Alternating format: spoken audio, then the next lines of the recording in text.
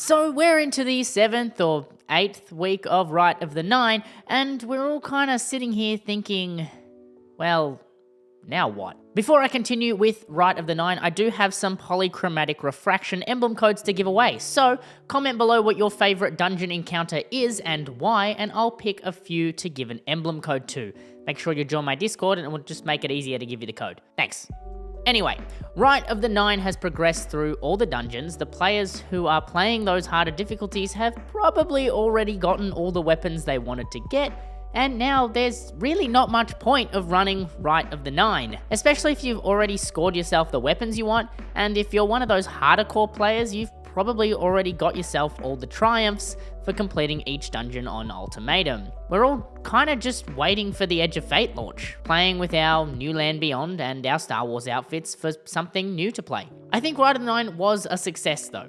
For those hardcore players, it wasn't as good as Pantheon that we received last year, but this did allow more players to play, since the party requirement was, well, only 1, and we had that very easy difficulty for matchmaking. I do think overall Rite of the 9 was a nice happy medium for the player base between easy activities and those harder core activities like raids and the Pantheon. I personally have a couple weapons to get and still need to run Prophecy on Ultimatum, but the hardest part about getting that is getting my 2 friends on to actually run the dungeon on Ultimatum. So if you also need friends, Discord's in the description.